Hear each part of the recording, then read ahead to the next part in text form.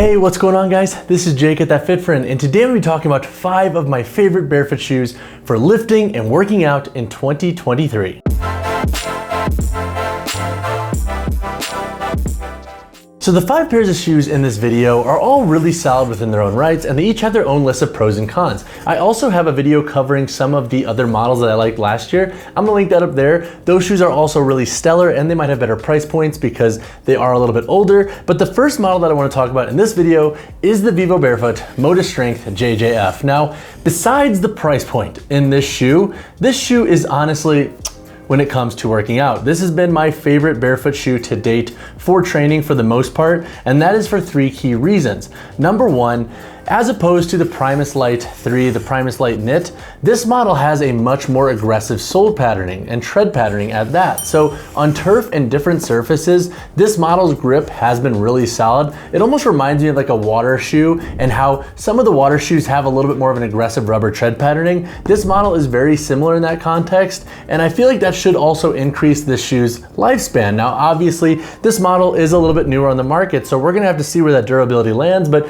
generally, Vivobarefoot does do a good job at replacing soles if your soles fade really quickly, but I'm a big fan of the aggressive sole patterning and how that also wraps up around the toe box and on the lateral medial midfoot in the shoe on the heel. It gives this model a lot of bite and grip. The second reason why I like this shoe for training is I feel like it's one of the first Vivobarefoot models where you feel really secure with the upper construction. So this model has a booty style construction, and then you have like this rubber TPU overlay that connects from the midfoot here around the heel, and the upper up here is reinforced with this heavier material, and you have an extended outsole that wraps over the toe box. So when it comes to locking you down laterally and when doing like broad jumps and from an ankle point of view, this shoe does a really good job. It's one of the better models that give you security in the context of explosive movements. And so generally speaking, with models like the Primus Lite Knit, I will spill over here and there in that shoe, and in the Primus Lite 3, I can slide around a little bit. So I like that about this model a ton. So you get a ton of grip with the sole, and you also have a lot of upper security. The third reason why I like this shoe is it's one of the first Vivobarefoot models that I've trained and worn that is true to size. So as opposed to the Lite Knit and the Lite 3, which are both shoes that I love to train in, this model fits a lot more true. So you don't have to be like, okay, should I size down? Should I size up? I don't have the widest foot. I don't want to be swimming in the shoe. This model fits a lot more true, which I personally like. And when you factor in that upper construction, the booty style construction, it just has an overall really good fit to it. Now, my only gripe with this model, as mentioned earlier, is it has a price point of $200 USD, which is a pretty big price tag. However, I do feel like if you're wanting one shoe for training and you do CrossFit, cross-training, lifting, explosive and athletic style movements, that is where this shoe is going to excel, and I think you will like them for your investment. I also get 15% off if you use my code JBully. Obviously, don't feel obliged, and if 200 is way too steep for you, look into the Primus Lite 3 and Knit. They both have lower price points and they'll perform just as well. But if you are CrossFit and cross-training focused with your training, this shoe can be an awesome option. So the next model I want to cover is the AVANCUS Apex Power. So this model is going to be great for anybody that wants a minimalist and barefoot shoe, primarily for lifting. This is not necessarily my favorite shoe for cross-training because the boot can feel a little bit heavy at times and the tongue can rub into the top of the midfoot. But from a pure lifting standpoint, this shoe is awesome. And so 3 reasons why I like this model is number 1, the sole of the shoe is super aggressive regarding its tread patterning, and you get a nice level of lateral and medial sidewall support. So if you are pushing out into the lateral side of the shoe, this is one of the better models on the market to really lock you down. So for my sumo deadlifters out there, this shoe should fit really well for your needs. And a lot of folks who have bought this shoe for deadlifting specifically have commented how it's one of their favorite models to date. So that is something that I think this model does really well. The second reason why I like this shoe for lifting is its overall flexibility and articulation. So the shoe has a lot of flex to it, and you can also take out that insole and get closer to the ground if you want more ground feel, and you get plenty of width in this shoe. So on top of the aggressive tread and sidewalls in this model, you're gonna get a lot of ground feel out of this shoe and a lot of flexibility. So for lower body days, if you're doing lunges, split squats, etc., this shoe should work really well for your needs.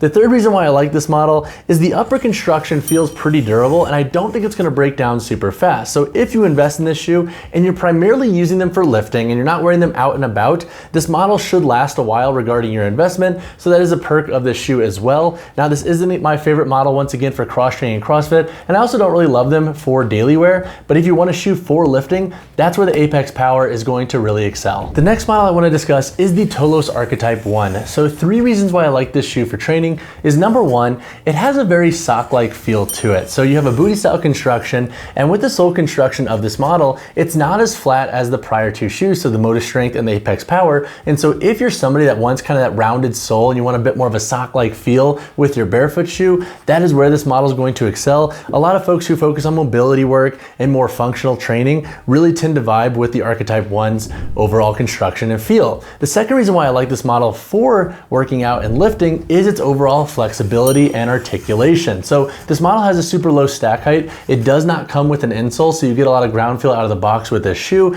And if you want a shoe that flexes a lot with your foot and moves with your foot really well, that's where the Tolos Archetype 1 can excel as well. And the third reason why I like this shoe for lifting and working out is its upper construction. So I can be a little bit lazy with my shoes at times. So I personally love that I can leave this unlaced like this and go train in it and just kind of slide it on and off. Now, some folks have commented that it can be a little bit tough to get your foot in and out of the shoe, especially if you go barefoot like myself and you're sweaty. So that can be something to consider with this model, but for the most part, I don't think it's the biggest deal, and it's not totally a knock against the shoe's performance. Like, it's not gonna hinder your performance in the gym, but definitely food for thought there. But again, since you don't have to lace this shoe, that does come at a cost where you're not gonna have as much flexibility in the booty, but it does stay secure without having to lace them. So if you're like me and you want a shoe to rock out and about on a daily wear basis and slide on and off and then go to the gym and train in without having to mess with the laces, that's also a perk of the Tolos Archetype 1.0. The next model up here is the Xero Shoes Prio Neo. So this has been one of my favorite Xero Shoes models to train in to date, and that's for 3 key reasons.